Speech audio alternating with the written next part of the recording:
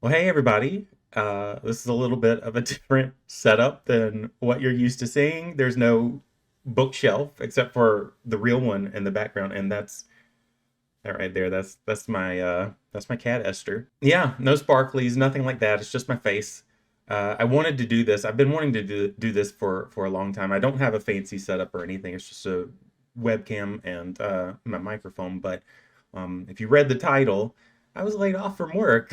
I was laid off from my job, and because I wanted to kind of uh, take on my hobbies and focus on those a little bit more this year, I I guess I have time now. I've really been wanting to go into dev editing, developmental editing. I've been doing that with a couple of clients um, over the past year or so, but I don't have anything. None of my clients have published anything yet, so I don't really have that for my portfolio if I'm looking for a legitimate job. So it's kind of like a just trust me, bro, sort of thing. But I am taking this as a way to explore different opportunities than what I've been doing for the past many years. I did want to get that out of the way. I didn't want, everything to be all sad and stuff. It was really just a clickbait title. I only read 6 books last year, which is not so great. But 2025 was a bit of a chaotic year. It seems like, day after day, week after week, there's a new scandal going on. It's really stressful, especially if you are like me and you try to keep up with the news. But I've since tried to cut down my doom scrolling tendencies and focus on myself. Hopefully, this year I'll be able to read more than 6 books, um, but we'll see. I'm on a good track right now. I'm at 5, so I may be able to pull that off. But I'm not going to talk about those books today. I'm going to talk about the ones that I read in 2025. I have to pull up Storygraph first. So, all right. So to start things off, we have Cicada by Sean Tan. I believe I reviewed this in my wrap up for January last year. Um, Picture book. I gave it 5 stars on Goodreads. I gave it 4.5 on Storygraph. I kind of feel like a jerk going back through and re-rating my books because if you don't know, I have my own review system, and there are some books that have a 4.75 star rating, and I feel like a jerk that I couldn't just give them that 0.25.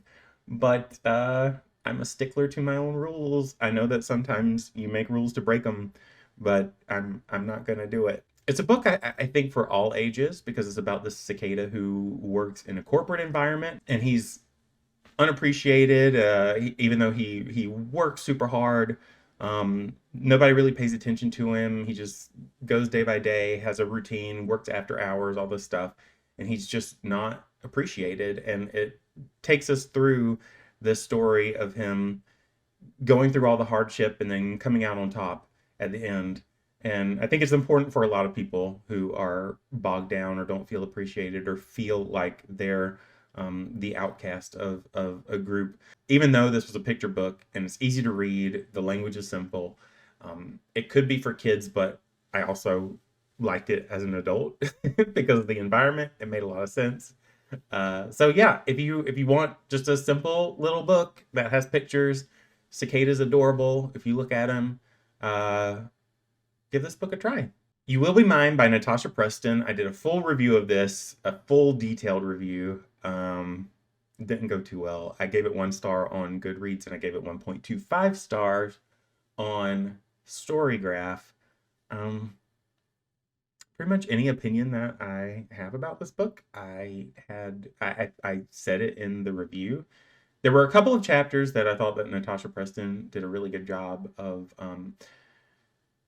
adding to the tension and describing the settings really well and what was going on, and that accounts for the 0.25 rating on this star rating. But for the rest of the book, I feel like a lot of it was either convenient or she had to find a way to explain certain things away, or I don't know. I just didn't like it as much. And I wanted to make another video where I put on my editor's cap and just kind of go through um, where I would suggest changes specifically to be made in this book, but she didn't ask for that. I feel like I was just beating that book a little too much at that point. And that's around the time where I decided to kind of call off YouTube for a little bit because I was just out of ideas and everything in the world was stressing me out. But yeah, put simply, it's about this group of roommates who they received this letter under the door one day. Your heart will be mine. They treat it as a joke at first, even though the main character Lila didn't, and she was warning everybody because she is the main character, so she knows everything. But they didn't take it seriously, and then one of the roommates dies, and they start to try to figure out who possibly could have done it. It has the makings of something really cool, where it's like one by one, you know, the friends are in danger and they don't know who's doing it, and they have to figure it out before everybody's dead. I pretty much knew what was going to happen by a single digit chapter. But yeah, I'm not going to rail on it anymore. It is what it is. If you want to see my full review, I did it last year. That was one of the last videos that I made. So this will probably make somebody happy. But I read The Glass Hotel by Emily St. John Mandel. Angelia, if you're watching, I gave it 3 stars, and I'll explain why in a minute. But I took an Enneagram test where the result of the Enneagram test was to recommend a book for me. And it recommended this book, and I remembered Angelia's reviews, and I said, you know what, I'm going to pick it up anyway. The cover is beautiful. It was one of the books that she reviewed that I wanted to pick up anyway. It's just that there was so much that I wanted to read at the time that I didn't get it immediately. So it took a couple of recommendations for me to actually pick it up. So I did. First, I have to say that Emily St. John Mandel is a beautiful writer. Her prose is fantastic. The vibe of this book, it was a modern setting, but it gave me like a film noir sort of vibe, if that makes sense. Kind of like nighttime in the city after the rain with the street lights, low saxophone, you know, playing in the background. Very, very noir, very black and white. But it was a modern book. It took place in modern times. But it started off with this character named Paul, who wasn't the main character throughout the book. And after that first chapter with Paul, I kind of missed him. Because he set up the story in such a mysterious, kind of creepy way, but it never returned to that. It switched to this character named Vincent, who got roped into this wealthy man's scheme and was basically meeting people, going to parties, going to art galleries.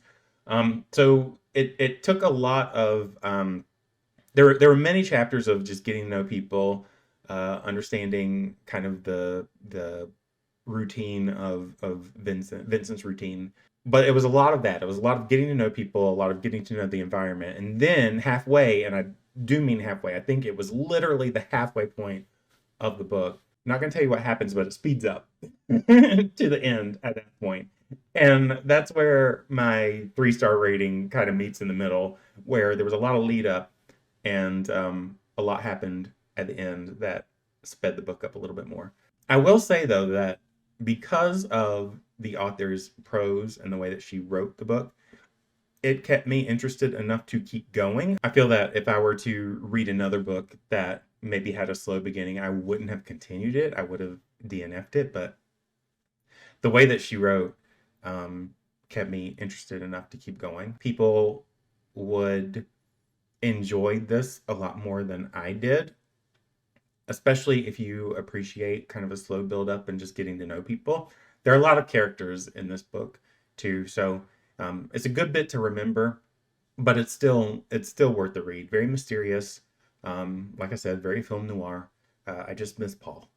Beta, A Technological Nightmare by Sammy Scott. I gave this 5 stars on Goodreads and 5 stars on Storygraph because I am in sort of an AI fix.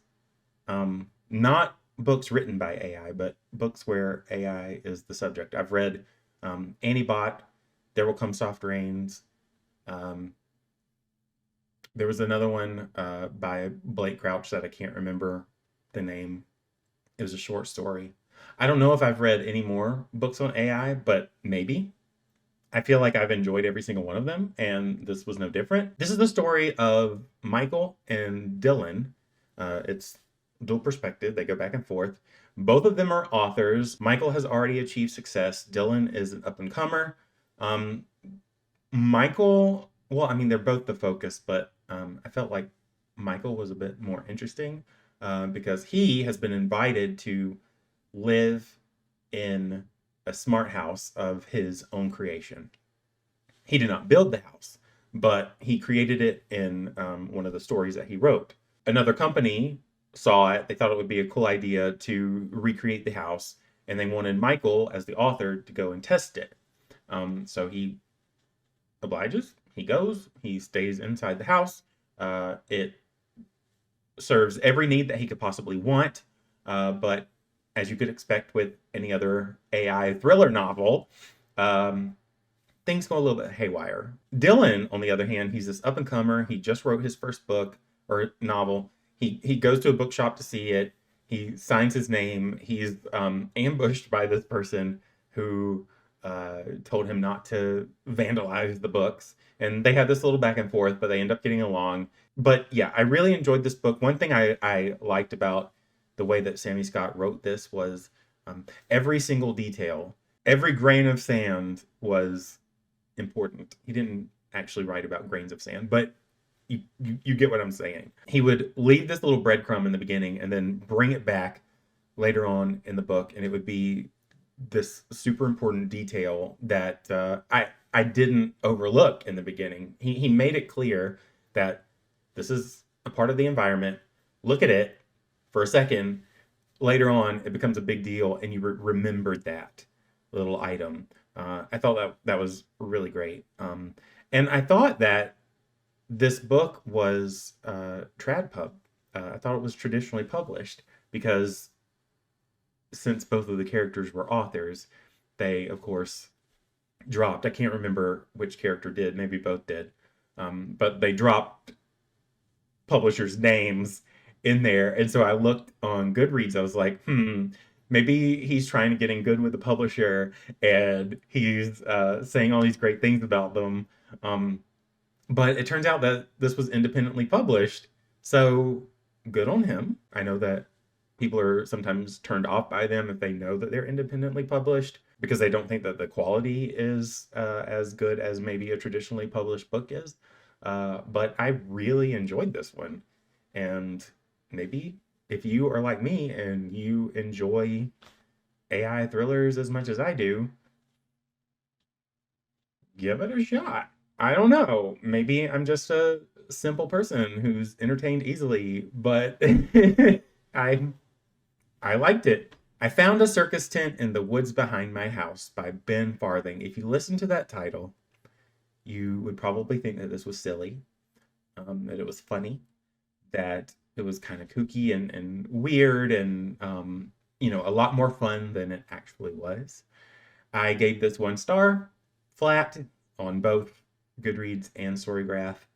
Um, it just, I don't know. It started off fine. This is the story of this man, Dave, and his son, Jacob. They go into the woods behind their house and they notice this circus tent and they think it's this party prop that their neighbor set up. Their neighbors are close by, so of course they don't know which neighbor it is. Dave decides to go and check the tent out before he goes to confront the neighbors, and he and his son end up trapped in a sentient tent. There are clowns in there, and a chase ensues. A chase. It's not really a chase. I mean, it is, but it's very slow motion, not a lot of tension. I feel like Ben Farthing in the beginning, he set this book up so much better than the rest of the book. Because one thing that I found that I enjoy about horror books, and I wouldn't have really recognized it had I not read this one, is proximity to safety. Knowing that safety is a few feet in front of you but you've somehow been sucked away by something or pulled away by something, and you just can't get there. I didn't really recognize it until I thought he set it up really well, but that tension was completely lost throughout the rest of the book. I felt like it was slow. There were multiple rooms in the tent that just served to be rooms. There were objects and things that he found that left questions that were never answered. And Dave, the main character, made decisions that coincidentally ended up being right, even though as a reader they didn't make sense to make. You just have to kind of read it for yourself. I feel like a lot of people who read this, because I read some of the reviews, they liked the paternal side of this. They liked that Dave. They appreciated his concern for the safety of his son, which is not something that I could relate to because I do not have children. I have cats. I do care about their safety a lot. I make sure that they're safe and they get hugs every day. But I didn't really relate to it on the level that other people did. So if you are a parent and you enjoy horror novels, you might get a little bit something more out of this than I did. But for me, it did end up being a 1-star read. So, sorry. And finally, I read Minnow Pea by Mark Dunn. I gave it 4 stars flat on both Goodreads and Storygraph. This was a story that took place on a fictional island in South Carolina, the island of Nollop. I like picking out South Carolina books because that's where I'm from. So I wanted to pick this up for that. But yeah, Elemental P is about this island of Nollop where there is an island council. There's this statue of Nevin Nollop sitting in the center of a town square. And that statue is basically treated as a god. It contains the Pangram, uh, the quick brown fox jumps over the lazy dog. A lazy dog? A quick brown fox? I don't know. But you know what I'm talking about. It has all the letters of the alphabet, and one by one, the letters fall from the statue. And as the letters fall, the citizens of the island of Nollop are not able to use those letters in text or speech. This is the story of um, a government that slowly takes away rights from people. There were a lot of comments and reviews that talked about how ridiculous this was and how this would never happen. I mean, I do understand that literally losing letters in your alphabet and being punished for using them is outrageous, but the general idea is still there, and it is not as outrageous as a lot of these people are leaving in their reviews. It seems like it's a lighthearted book. Like you look at the cover and you see how cute it is, and then you read the synopsis and how charming it is. And it is a charming book. It does maintain that charm throughout the story, but over time the story gets dark. It gets darker and darker, and before I read this, I did not expect that. Um, so definitely one that I enjoyed. I did listen to the audio version of this book because I feel like, and I didn't see the text for the physical version of the electronic version. But as letters are lost, there's a lot of wordplay. There's a lot of missing pieces, literally, um, in the novel itself.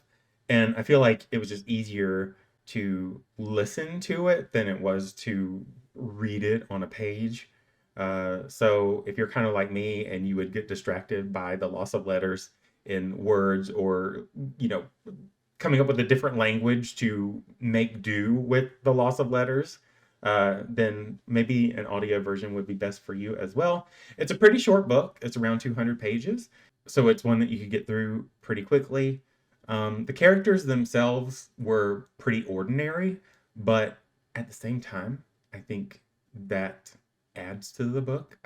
To have them not be these exceptional, extraordinary characters who do these amazing, incredible things, because I think it's kind of telling us just what ordinary people are capable of, um, in the wake of oppressive laws. So yeah, Element of P. It was a great book to read last year, and it was the last one that I got to. So yeah, if you're interested in any of the books that I talked about today, click their links down in the description below. If you are further convinced, check them out at your local library or purchase them if you're feeling brave. If you enjoyed this video for whatever reason, do leave a like and a comment down below. Otherwise, have a great day and happy reading.